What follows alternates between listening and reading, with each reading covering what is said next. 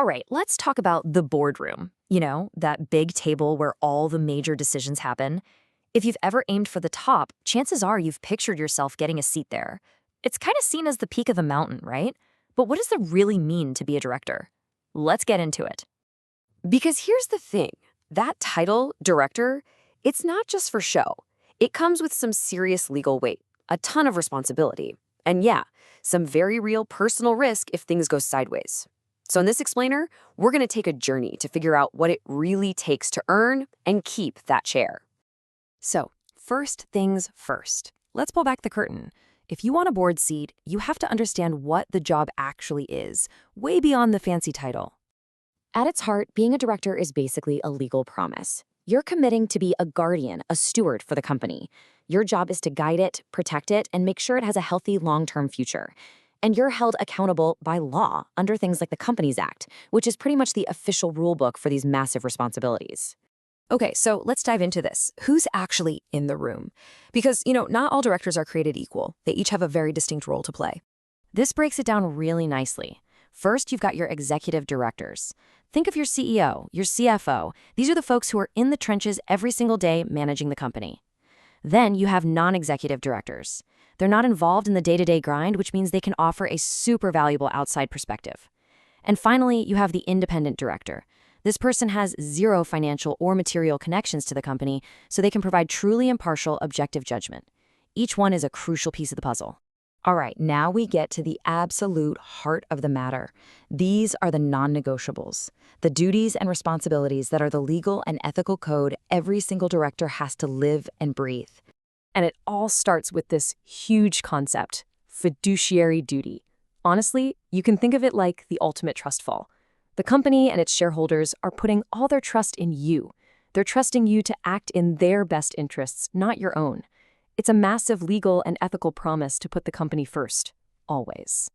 So how does that big idea actually work in practice? Well, you can think of this director's code as being built on 3 core pillars. The first one is loyalty. That means acting in good faith, always doing what's best for the company, and steering clear of any conflicts of interest. The second pillar is care. You've got to use reasonable care, skill, and diligence in your work. And the third is transparency, disclosing any and all important information. Loyalty, care, and transparency. That's the foundation of the whole thing. So, what happens when that trust is broken? When that code is ignored? Well, the consequences can be huge, not just for the company, but for the director personally. Let's walk through a quick scenario.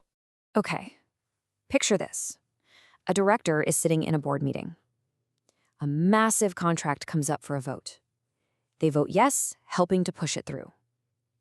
The one little detail they forget to mention? The company that just won that huge contract is secretly owned by their brother-in-law. So just take a second. Which parts of the code did they just shatter? Yeah, pretty much all of them, right? They completely failed to act in good faith. They ran headfirst into a massive conflict of interest, and they definitely did not act in the best interest of the company. They put their family's wallet first. And the fallout from something like that has to be immediate. A responsible board jumps into action. They have to investigate the conflict, figure out if the contract is even legally binding anymore, and then decide on the consequences for that director, which could be anything from getting kicked off the board to facing serious legal trouble. All of this brings us to our final and maybe most important stop on this journey, because it's not about some abstract set of rules anymore. Now it's about you. So how do you really know if you're ready for all this?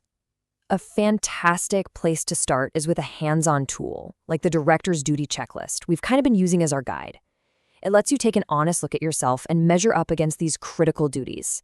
It's where the theory becomes personal. And that really all boils down to the last question you should be asking yourself. It's not just about wanting the title. It's about being prepared for the immense responsibility. So what unique strengths do you bring to the table?